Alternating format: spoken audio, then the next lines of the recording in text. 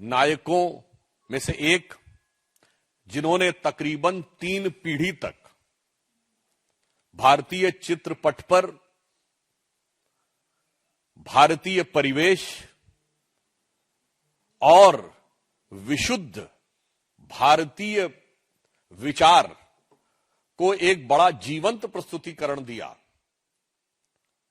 और जो हम सबको विगत 3 पीढ़ियों से एक अलग स्थान हमारे स्मृति पटल पर बनाकर रखने में सफल रहे, ऐसे श्री धर्म सिंह देओल, जो धर्मेंद्र जी के नाम से हम सबके मानस पटल पर अंकित हैं, जो भारतीय जनता पार्टी के पूर्व सांसद भी रहे हैं, हम पार्टी की तरफ से धर्मेंद्र जी के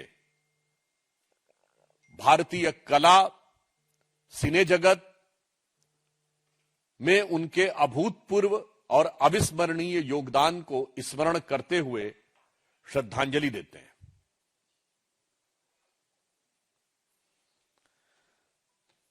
मित्रों, इस अवसर पर एक और गंभीर विषय जो स्वतः ही पूरे देश का ध्यान आकर्षित कर रहा है कि स्वतंत्र, निष्पक्ष, पारदर्शी प्रक्रिया के द्वारा चुनावों को संपन्न कराने के प्रयास को लेकर जिस प्रकार का निंदनीय प्रयास और घातक आघात कुछ इंडी गठबंधन के राज्यों द्वारा किया जा रहा है, वो बहुत चिंता का विषय है। मीडिया में प्राप्त समाचारों के अनुसार झारखंड के एक मंत्री इरफान अंसारी यह पब्लिकली बोलते हैं कि यदि कोई बूथ लेवल ऑफिसर अर्थात चुनाव आयोग के द्वारा नियुक्त कोई बूथ लेवल अधिकारी यदि केवल तुमसे जानकारी लेने के लिए आए तो उसे बंधक बना लो। मैं पूरी विनम्रता से और दृढ़ता से और कष्ट के साथ पूछना चाहता हूं इंडी गठबंधन वालों से, यह लोकतंत्र को बंधक बनाने का निंदनीय प्रयास है या नहीं? खुलेआम आपके नेता इस ढंग का आह्वान करेंगे जैसा इरफान अंसारी ने किया कि कोई केवल पूछताछ के लिए आए तो उसको बंधक बना लो? संविधान खतरे में है या नहीं? एक बार पुनः देश को ध्यान आता है कि जहां जहां इंडी गठबंधन के लोग सत्ता में आते हैं, संविधान की भावना दरकिनार कर दी जाती है। किसके लिए? कुछ संदिग्ध स्रोतों से वोट प्राप्त करके सत्ता पर कब्जा करने के लिए। दूसरा उदाहरण, पश्चिम बंगाल में जो मीडिया में प्राप्त समाचारों के अनुसार उससे भी अधिक गंभीर और यह खतरनाक विषय आता है कि वहां तृणमूल कांग्रेस के एक बूथ लेवल एजेंट जमीरुल इस्लाम मुल्ला पर यह आरोप लगता है कि वो सीधे बूथ लेवल अधिकारी को फोन पर धमका रहे हैं और मीडिया में इस प्रकार का न सिर्फ विषय बल्कि बहुत सारी चीजें भी पब्लिक डोमेन में अवेलेबल हो रही हैं जिनमें कथित रूप से उनके द्वारा धमकाए जाने की वीडियो और आवाज भी अवेलेबल है। हम देश के सामने यह पूछना चाहते हैं कि यह परिस्थिति क्यों उत्पन्न हो रही है?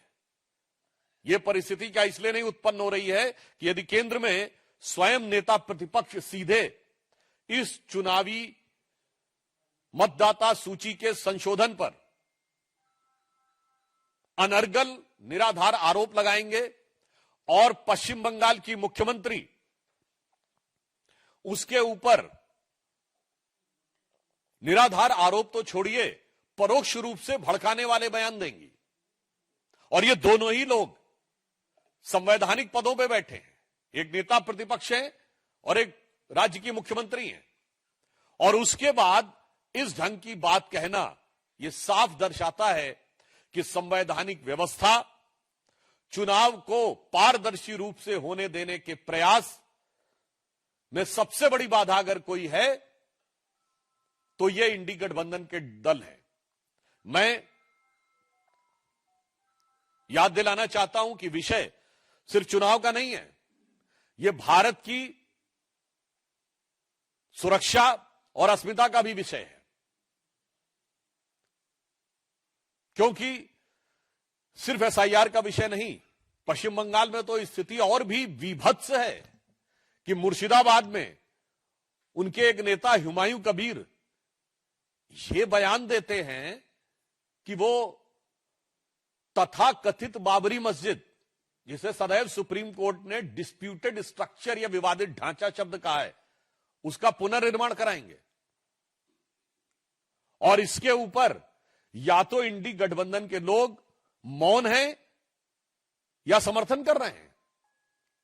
तो हम ये पूछना चाहते हैं कि पश्चिम बंगाल में चुनाव के समय ये किस प्रकार के वातावरण का निर्माण तृणमूल कांग्रेस और कांग्रेस जैसे दल मिलकर करने का प्रयास कर रहे हैं। और जहां तक एसआईआर की व्यवस्था है, स्पेशल इंटेंसिव रिवीजन की जो व्यवस्था है, इसमें मैं कोट करना चाहूंगा कि ये पारदर्शी निष्पक्ष चुनावों के लिए कितनी आवश्यक है कि बाबा साहब अंबेडकर ने 18 अप्रैल 1950 को संसद में अपने भाषण में स्पष्ट रूप से कहा है कि परंपरा तो यह थी कि हर 6 महीने में मतदाता सूची का संशोधन हो, परंतु व्यवहारिक दृष्टि से इसमें संसाधन और समय बहुत लगने की संभावना रहती है, इसलिए कम से कम साल में एक बार मतदाता सूची का संशोधन होना चाहिए ताकि व्यवस्थित ढंग से पारदर्शी चुनाव हो सके। बाबा साहब Ambedkar in parliament of India on 18 अप्रैल 1950। और ये बताइए, लोग कहते हैं 20 साल बाद भी नहीं होना चाहिए। तो हम पूछना चाहते हैं कि संविधान बनाने वाले हमारे संविधान निर्माताओं ने और ड्राफ्टिंग कमेटी के चेयरमैन बाबा साहब अंबेडकर ने जो विचार व्यक्त किए थे, आप उसके खिलाफ क्यों खड़े हैं? अच्छा चलिए, आपको संविधान निर्माताओं के विचारों की कोई कद्र नहीं है, तो ममता बनर्जी जी ने स्वयं 2005 में 4 अगस्त 2005 को भारत की संसद में जो तब तक का सबसे विचित्र उदाहरण था कि पीठ के ऊपर, यानी अध्यक्ष की पीठ के ऊपर फाइल फेंक दी थी। किस मुद्दे पे गुस्सा कर? कि बांग्लादेशी घुसपैठियों के मुद्दे के ऊपर सदन में चर्चा करने की अनुमति नहीं दी जा रही थी। और उस समय की जो मीडिया रिपोर्ट्स अवेलेबल हैं, उसमें ममता जी ने संसद में 22 मिनट के अंदर 14 बार बांग्लादेशी घुसपैठियों का मुद्दा उठाया और आखिर में आक्रोशित होकर पीठ के ऊपर फाइल फेंक दी। मैं तृणमूल कांग्रेस से पूछना चाहता हूं कि आप ममता जी तब सही थी या अब सही हैं?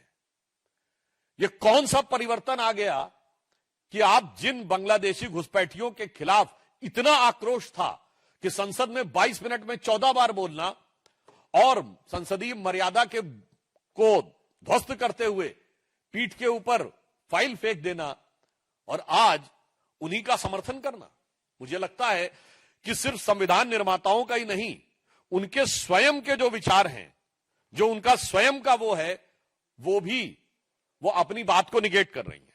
मैं एक और आज उन सूचियों में सही लोगों की पहचान क्यों आवश्यक है, सही लोगों की पहचान क्यों आवश्यक है, ताकि कोई विदेशी घुसपैठियों के माध्यम से भारत की सत्ता को हड़पने का प्रयास या किसी राज्य में सत्ता को हड़पने का प्रयास न करे। इस संदर्भ में मैं पुनः ममता बनर्जी जी के द्वारा भारत की संसद में इसी दिए गए एक बयान को आपको सुनाना चाहता हूं। लेकिन एक बात जरूर कहना चाहती हूँ कि आइडेंटिटी कार्ड होना जरूरी है सिटीजनशिप के लिए, और इसको हम लोग पूरा तरह से समर्थन करते हैं और करते जाऊंगा। और सिटीजनशिप राइट बनाने होगा एक कंट्री में, और नहीं होगा तो ऐसा बूथ रिगिंग करके कैप्चर करके और मनी पावर मसल पावर, आज जो माफिया पावर है, इसमें इलेक्शन नहीं होने वाला है। अब बताइए, वो स्वयं कह रही हैं कि आइडेंटिटी स्थापित होनी चाहिए, क्योंकि उस समय आई कार्ड ही होते थे। सही मतदाता कौन है इसकी पहचान होनी चाहिए, अन्यथा मनी पावर, मसल पावर और बूथ रिगिंग के द्वारा चुनाव को कैप्चर करने का प्रयास किया जाएगा। और आज दुख का विषय है कि बिहार का चुनाव इतने अच्छे ढंग से संपन्न हुआ। किसी दौर में बिहार के चुनाव में बहुत सारी हिंसा की घटनाएं आती थी, कुछ नहीं हुआ। आज पश्चिम बंगाल के ही चुनाव में सबसे ज्यादा हिंसा की घटनाएं आती हैं। तो हम पूछना चाहते हैं कि ममता जी, आप तब सही बोल रही थी या आज सही बोल रही हैं, या जो चरित्र दिख रहा है इंडी गठबंधन का, कांग्रेस पार्टी का और तृणमूल कांग्रेस का, इसी कारण से भारत की राजनीति में विश्वसनीयता का संकट उत्पन्न हो जाता है। This is because the crisis of credibility, क्योंकि नेता इस तेजी से बदलते हैं राष्ट्रीय सुरक्षा के इस विषय के ऊपर। मैं याद दिलाना चाहता हूं कि 2005-6 में जिस दरमियान ये बयान दिया है ममता जी ने, उस समय आसाम के गवर्नर ने एक जगह पर यह बोला था कि तकरीबन 5000 लोग प्रतिदिन आते हैं। एक वो दौर था, और आज सब मीडिया में देख रहे हैं कि बांग्लादेश की तरफ जाने वालों की कतार लगी हुई है। इतना बड़ा बदलाव नहीं दिखता। ये भारतीय जनता पार्टी और प्रधानमंत्री श्री नरेंद्र मोदी जी के नेतृत्व में एनडीए का गठबंधन है, जो अपने विचारों पर सदा सर्वदा अडिग है। और एक वो है जिनके लिए क्या कहा जाए कि देखते रहे संसार की हालत क्या हो गई भगवान, कितना बदल गया इंसान। मुझे लगता है कि जब आप ममता जी और कांग्रेस के पूर्व के बयान और आज के बयान को कंपेयर करते हैं, तो यह अपने आप में बहुत चिंताजनक और गंभीर संकेत दिखाई पड़ता है। इसलिए हम साफ कहना चाहते हैं कि संवैधानिक प्रक्रिया को बाधित करने का, संवैधानिक प्रक्रिया को प्रभावित करने का, और स्पष्ट शब्दों में कहें तो घुसपैठिए संदिग्ध वोटरों के माध्यम से सत्ता को हड़पने का यह जो षड्यंत्र चल रहा है, कहीं न कहीं इस प्रकार के दल उनका समर्थन करते हुए नजर आ रहे हैं। और देश की प्रबुद्ध जनता इन सारे विषयों को देख रही है, और इसका माकूल जवाब देना सिर्फ इसलिए जरूरी नहीं है कि चुनावी हार जीत। माकूल जवाब यह है कि यह देश के भविष्य के लिए एक चुनौती है। अन्यथा मुझे लगता है कि पश्चिम बंगाल के सत्ताधारी दलों में वही चीज नजर आ रही है जो आज से 200 साल पहले मीर जाफर के अंदर नजर आई थी। यह मीर जाफरी सोच है कि बाहर से लोग आएंगे और बाहर वाले लोगों के सहयोग से हम अपनी सत्ता पा जाएंगे। पर याद रखना चाहिए, मीर जाफर को भी सत्ता नहीं मिली थी। याद रखना चाहिए, जयचंद को भी सत्ता नहीं मिली थी। याद रखना चाहिए, अलेक्जेंडर का साथ देने वाले आम्भी को भी सत्ता नहीं मिली थी। तो किसी को गलतफहमी नहीं, यह विषय भारत की राष्ट्रीय सुरक्षा से भी जुड़ा हुआ है। और मैं साफ पूछना चाहता हूं कांग्रेस पार्टी से, संविधान इस प्रक्रिया के द्वारा खतरे में है कि नहीं? जब सीधे आतंकित करने का प्रयास, सीधे धमकी देने का प्रयास, बंधक बनाने का प्रयास, धमकाने का प्रयास किया जा रहा है, यह भारतीय लोकतंत्र के लिए बहुत बड़ी चुनौती है। और मैं अंत में यह कहना चाहता हूं कि यह क्यों हो रहा है, इसके लिए भी समझना चाहिए। माननीय प्रधानमंत्री जी ने बिहार के चुनाव के उपरांत जो अपना उद्बोधन दिया था, उन्होंने कहा था कि कांग्रेस पार्टी मुस्लिम लीगी माओवादी कांग्रेस में तब्दील हो गई है। अर्थात अब उनका लक्ष्य, ऐसा प्रतीत होता है, प्रजातांत्रिक प्रक्रिया के द्वारा चुनने में और चुनाव जीतने में समाप्त हो रहा है, क्योंकि उन्हें साफ दिखाई पड़ गया है कि उनके साथ वो चुनाव नहीं जीत सकते। भाई मैं एक सिंपल सी बात आपसे कहना चाहूंगा, वो कहते हैं वोट चोरी हो गई। भाई साहब 2010 में कांग्रेस की 4 सीटें आई थी, 6% वोट था और 231 पे जमानत जब्त हुई थी। भैया तुम्हारे पास था क्या जो चोरी हो रहा है? बड़ी तर्कसंगत बात है। भाई था तुम्हारे पास, अब वैसे तो मैं 1990 से लेकर 2015 तक सारा गिना सकता हूं कि उनके पास कितना था। इसे कहते हैं भ्रामक दुष्प्रचार करना।